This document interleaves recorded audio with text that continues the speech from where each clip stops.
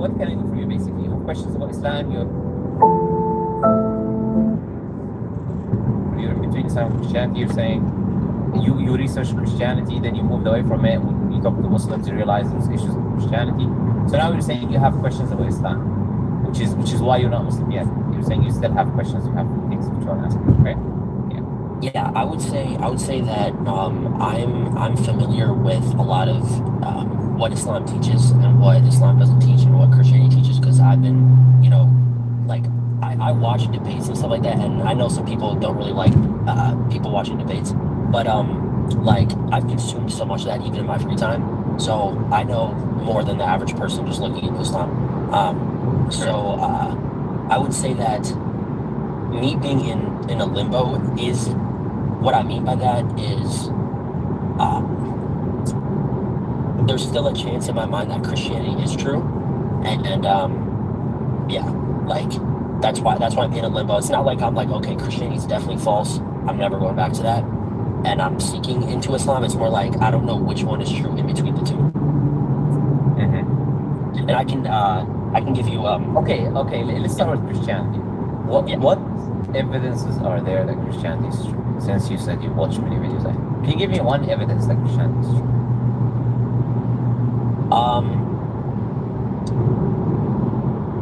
I mean, it depends. It depends, like what you would take as evidence. I guess one of the things that I would point to is how the people that were around Jesus and the people that like the followers of like the movement that was created after Jesus like died or went up to heaven or whatever, it was mostly like a Christian movement. And I know that Muslims would point to like the Ebionites, of people that didn't believe he was crucified, didn't believe like he was God or anything. But like, how do you explain the mass movement of Christianity after Jesus, in that time? You realize the followers of Jesus were being persecuted generally, and they were weak in the Roman Empire.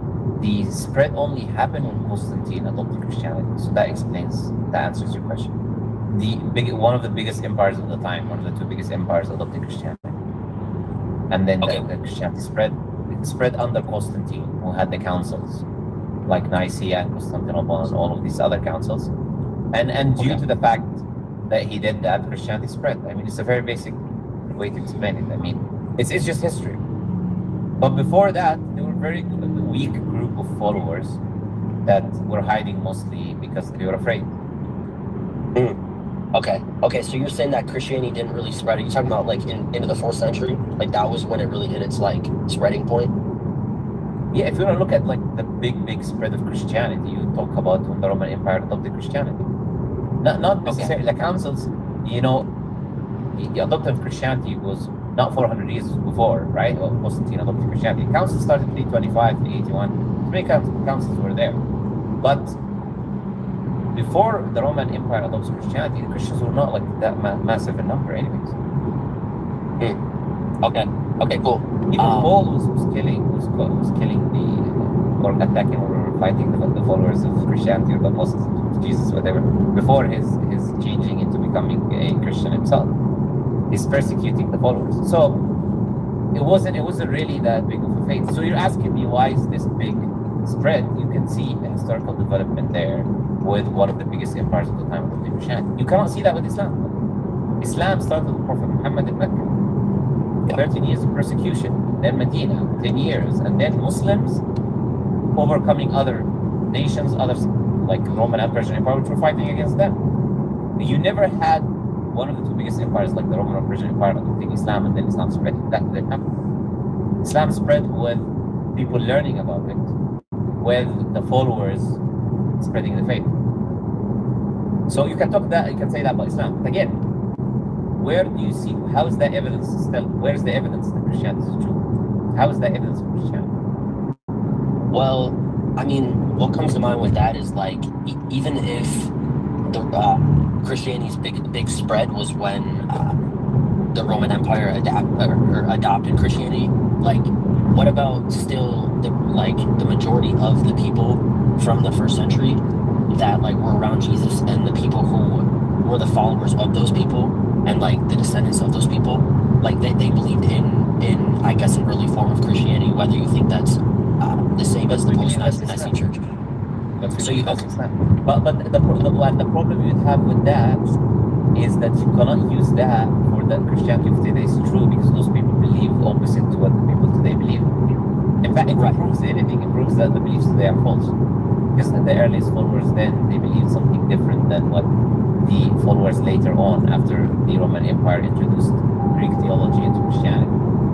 So if you want to look at it that way, then in reality, if you look at the earliest followers, they didn't believe what the Christians today believe. Okay, what about people like Paul, who was writing in, I don't know, the 50s, 60s, 80? Like, because I mean yeah, obviously Paul was against, this is the whole kind of forms, and maybe you've seen arguments and discussions about that. But Paul was against the teachings of the apostles. He was against the teachings of Jesus. He had his own clashes with the apostles in the book of Acts, where he was teaching the Jews that they don't need to keep the law. And then he lied, and he said, he pretended as if he didn't. He was questioned that we heard rumors about you that you teach people. This is an Acts 21, that we heard rumors about you that you're teaching that Jewish people don't need to live under the law anymore. So go and sacrifice, show people that you're following the law. And then he went and did it. But you go to his letters, he's telling the people they don't need to follow in the law. We're now justified with faith. So he was a hypocrite, teaching different things. But it wasn't only Paul. There's many people writing gospels at that time. There's plenty of gospels that were written down. And they were all competitive to each other, and everyone giving you his view of what Jesus was and what Jesus did and whatever. It just so happened that Paul's message, because it was the easiest, was the one that was adopted more. Because Paul was telling people, you don't need to do anything. You got a free ticket to paradise. Imagine, look, I come to you, hey B, look, you gotta follow 630 laws. And then my friend comes and says, look, don't listen to this dude, man. Like, Jesus came to die and take all your sins away. All you need to do now is just believe in Jesus. You can eat what you want, drink what you want, do what you want, right? None of these things there's no more of these laws, Makes life easy, right? Just believe in that Jesus became a curse for us, and then he took all of the sins away, and then just believe. It's a very easy message to adopt and take, and then people can follow. But again, we're looking for evidence of Christianity. When we say Christianity, we're talking about evidence that Jesus was God, that there's such a thing as Trinity and all of it. Okay. I guess, what if you argue it from like a standpoint of like that the Bible and the Gospels are reliable, and they did reliably write what Jesus said, and that kind of like obviously the lowest Christology, the Muslims like that that wasn't only what Jesus said, it's just like, the coming of the kingdom of God and stuff like that, like what you guys would take to be the Injil. But like the Gospels, Matthew, Mark, Luke, and John, like, what if you say that those are reliable? We know that they're not reliable, so why would I say that? Well, what if someone argued that okay, the Gospels are reliable, and we have... How would they argue that how would they argue that we know the earliest written manuscripts of it is from the 4th century, and we know that all of the authors are anonymous? How would they argue that? Well, I know that I'm in college, and I just took a class where there's a kid in there I think he's trying to become like a Catholic priest, and he's really smart. Okay. And he explained it how I guess this isn't like manuscripts, but this is talking about how like the oral tradition of the Gospels was preserved, and it basically was that there was the oral tradition before the Gospels were actually written down, and there were people that were guarding the oral tradition, and when people tried to add to it, like for example, like if you have like everyone knows the alphabet, and if someone tried to add into the story or add into the alphabet, people are like, no, what's funny? Like, that's wrong. I don't know who this guy is, but he's just telling you what happened in Islam and saying that happened in Christianity when it never did. I really find, I'm not gonna lie, I find that really funny, because the oral tradition is in Islam, the memorization of the Quran, and this is the Islamic tradition. Christianity never had an oral tradition of the Gospels. Do you know why they never had an oral tradition of the Gospels? Because they were depending over the canons anyways. Until the time of Athanasius, where he canonized, said 27 books are going to be a canon of the New Testament or whatever, and then you had that book becoming the Bible, or even an agreement on what these Gospels are. When Luke was writing, he wasn't writing in the church where everybody's following him. He was saying, in Luke 1, you can read it. He's saying that people were writing. So I thought it was also a good idea for me to write. So what oral tradition? He was just some random guy writing it somewhere. All of these authors were people writing random history. They were not like all accepted by the church, appointed by the church to write information. That didn't happen. So to come and say there was an oral tradition, that is like, I'm sorry, that's the biggest nonsense I've heard in my life. Plus, they wrote in different times, They wrote in different times in history. And it wasn't from the time of Jesus. There's no such thing as an oral tradition in Christianity. That's the biggest joke I've heard in my life. Sorry to say, if I ask you, who is carrying the oral tradition? Who appointed that oral tradition? Which authority said, okay, those group of people, we're going to have those group of people are the carriers of the oral tradition? With Islam, I can tell you who are the writers of the Quran. I can tell you that memorizes many of the names of the memorizers of the Quran, and then we have certificates. Every memorizer of the Quran today has a certificate that traces back to the Prophet. Right. With the name, people memorize, teaching it, the person after him, and all going back to the Prophet. There's no such thing as an oral tradition for Christianity. And I'm saying it's really funny that this person is saying there is. Because even if I were to ask you, oral tradition or formal, you go to the Western 66 books, or is it the Catholics oral tradition, or is it the Orthodox 80? Which one? Who is teaching which oral tradition? They didn't even agree on the number of the scriptures. So these scriptures were,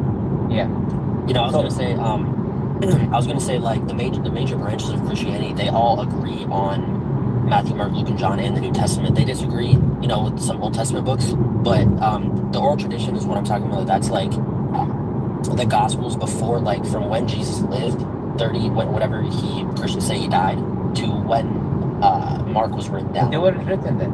Yeah, they weren't written then. Yeah, that's what I'm saying. Like oral tradition. So how can you have an oral tradition of the Gospels before the writing? Because the people who were around Jesus, they saw it, and they passed these stories down, and people passed it down, and it was... Which stories? You realize I just told you that there was multiple people writing Gospels. And I told you that Luke told you what he was doing. Many people were writing, he thought it's also a good idea for him to write. How is that an oral tradition? Plus, who gives the authority to the people to conduct an oral tradition? Who did that? Who gathered the people and said, okay, you guys are going to become the bearer of the oral tradition? Basically, this guy just told you a fairy tale story with no historical proof whatsoever. Okay, yeah, well, I feel, and I mean, if there's anybody in the comments that can correct me, and you can correct me too, but I feel like that is the standard Christian position, because how else would those stories get from... What is the standard Christian position then? Because I don't know how else the stories would survive that long. The standard academic Christian position, or the standard layman who doesn't know his head from his tail position? Sure. If you talk about the standard academic, position, they will agree that these books are written by anonymous authors. The standard position is that there are people, they're copying from each other. You have this idea of Mark and Matthew. You have the copying happening between the two, which makes no sense, because you can see verbatim copying between both of them, which makes no sense given the historical narrative. Yeah, and then you have this is the academic position, that you have sources like M and Q and other sources which are not now lost, which are not found, that those authors were copying from. Okay, so you had main sources that they were copying from that are lost today that we do not have. This is the standard position that what we have today. The fact is that it's 400 years. The full manuscript is 400 years. The Codex Sinaiticus, and that all of the authors are anonymous. That is the academic position today. Okay. Nobody really in academia who is worth a nickel would say anything opposite to that. It's just a fact. Yeah. Okay. So what would you say is your position then on because I know there's people that say we can generally... What? Sorry to stop you.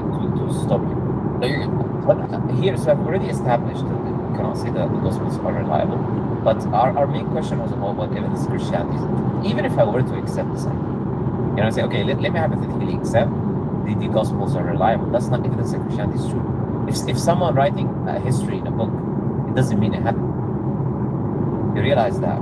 Even if I were to accept the Gospels, you have to prove the Gospels themselves have some sort of evidence that they're from God. If you just say, okay, they're writing history, the history could have been true or false. The people writing history in a book, it doesn't mean Christianity is true. And then I'll add you another layer, which is that the Gospels or the Bible doesn't teach what Christians today believe. So basically it's layers on each other, you know? It's like, so basically it's not reliable, but even if it was reliable, it doesn't prove that the information in it is true. And even if we accept it's reliable and the information in it is true, there's nothing in it that talks about the Trinity or Jesus. So I mean, how many layers of conceding do I need to do to show you that there is no such thing as aliens from Christianity? Yeah, I mean, yeah, I guess the only thing that I can think to say to that is if the Gospels were proven reliable, and I think it would provide some evidence at least, because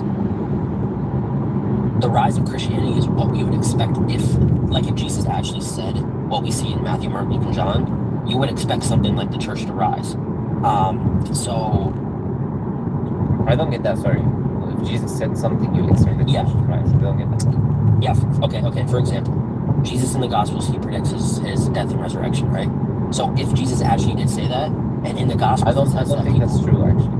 I don't think that's true. For instance, you're saying, I believe Jesus predicted, Jesus said he wouldn't die in the Bible. That's what I believe he said. Jesus said to them, they asked him, give us a sign. The Pharisees, or they asked him, give us a sign. Okay? He said to them about adulterous generation or whatever. He insulted them.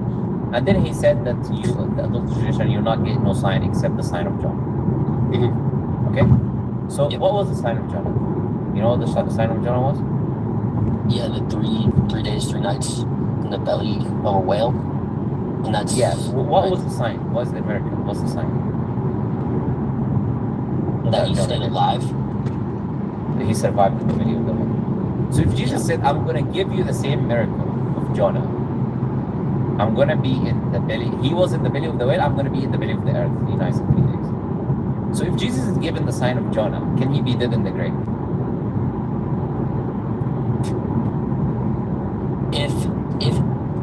If he was saying that the entirety of the sign is going to be replicated by me, then the scripture is literally, adulterous generation, you shall get no sign except the sign of Jonah. Just as, the same way, he was in the belly of the whale for 3 days and 3 nights, so shall be the Son of Man in the belly of the earth for 3 days. This is literally what the scripture says. Right, yeah. So now, I'm asking, he said, you will get the sign of Jonah, and then he says, just as he was, I'm going to be. I mean, it cannot be more clear than this. So he's saying, I'm going to give you the same sign of Jonah, just as he was in the belly. Now, my question is, what if the sign was that he was alive? Could it be possible for Jesus to be dead in the grave? And if Jesus is dead, let's accept this, that he's dead, which makes no sense with the scripture. It's contradicting what he's saying. But if we're saying the sign that he's dead, how is that a sign?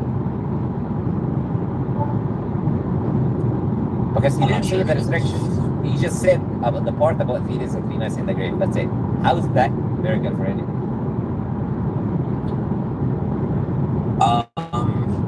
I mean, it wouldn't be a resurrection because he was never dead. But I guess what comes to mind is... Yeah, no, I'm saying he didn't say anything about resurrection in that verse. All he said is that he's going to be in the grave for 3 days. I mean, every dead person is in the grave for 3 days and 3 nights. So obviously he's got to be doing something different. It's a sign, you know? Every dead person is in the grave. That's what I'm saying. He's not going to be dead. He's going to be in the belly of the earth. But he's going to survive in the belly of the earth. That means he's going to be in the grave. But he's not going to die. I mean, surviving in the grave, being buried, right? But not dying. Because if I put you in a grave for 3 days and 3 nights, you're probably going to die. So he's in the grave for 3 days and 3 nights, but he's not dying. He's not going to die. He's going to be alive. But how did he get there then? He had to have been... because he was at least... You realize I don't need to prove how he gets there, because all I need to do is to just take his words for what he's saying, the science. I mean, that's irrelevant. How would he get in the grave then? How would he get in the grave then? If it wasn't for the crucifixion? I mean, I'm playing devil's advocate. You realize I don't accept the biblical narrative. But I'm saying if the biblical narrative is true, I'm taking Jesus' words.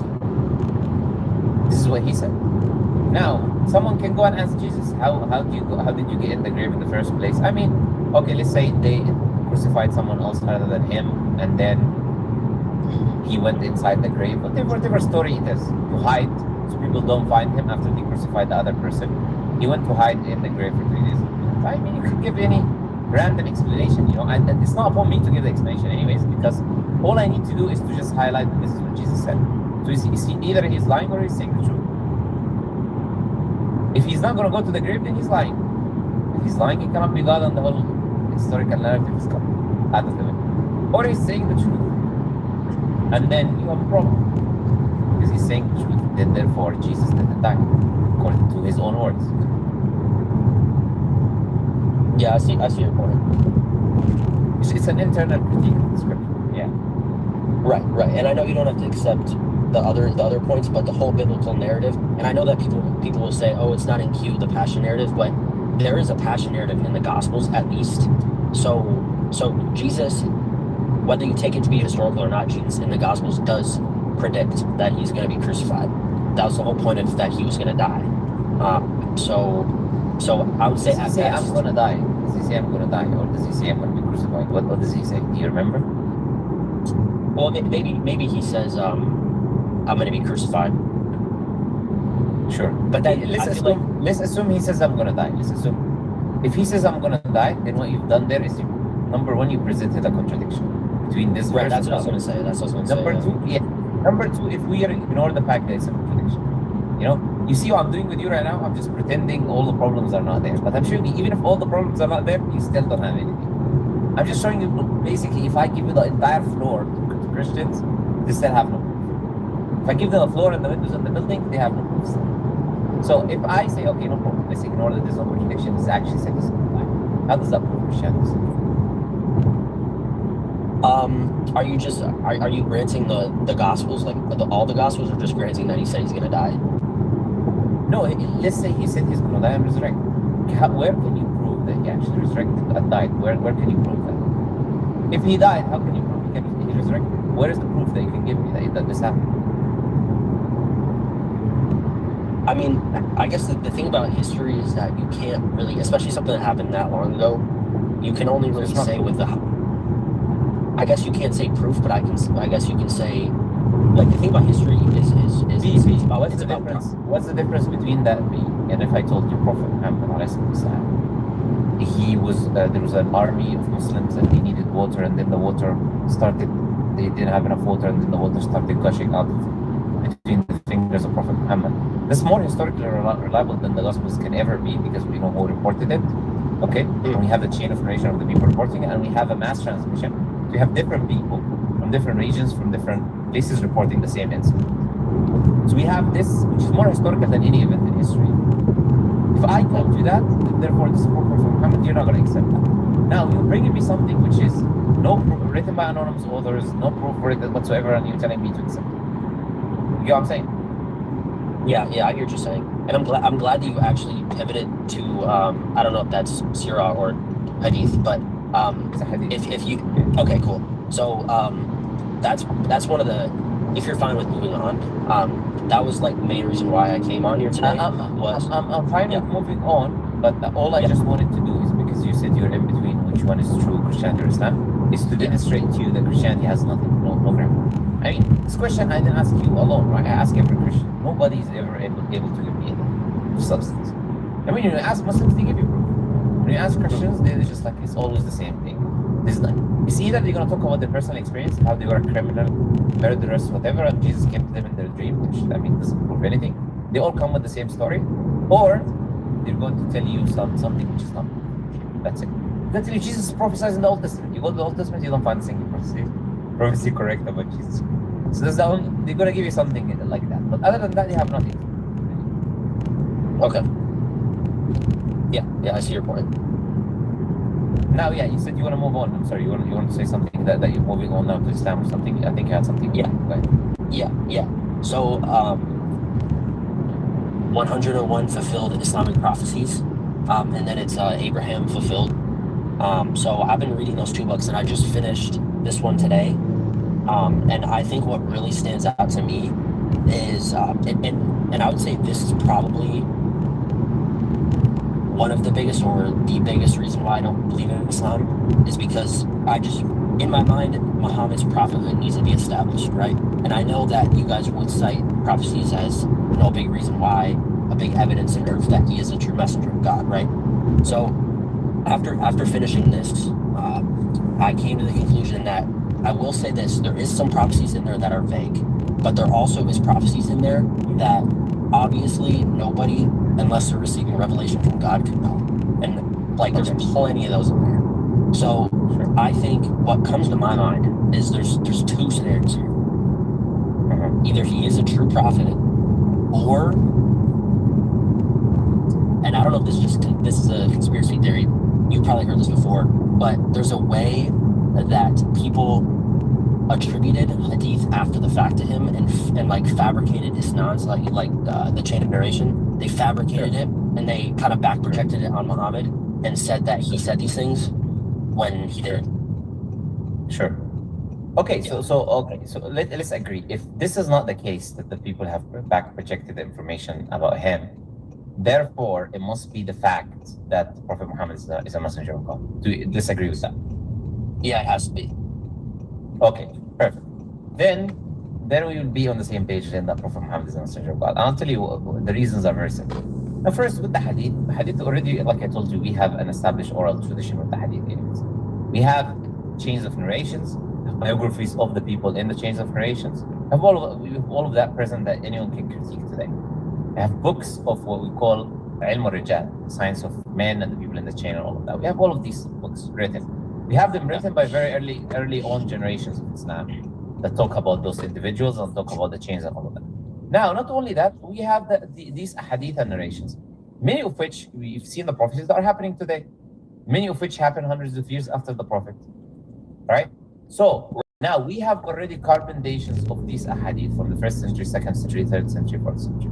So it's important, and it's multiple books now we're talking. Now, these ahadith were already there in the 2nd century, 3rd century, 4th century, 5th century, and the people were reading them and they haven't happened yet. So for them, these were prophecies, but they still haven't happened. For us, the prophecies that happened. But if someone was changing something, then he would have taken out all of these because they haven't happened yet. He would have removed all of these. So all of this 1,000 year of generation of people before the prophet happened had all of these books already carbon dated and written. We have thousands literally of books quoting these ahadith. It's impossible, but it's impossible to say that these books were not there before, because we have books of jurisprudence.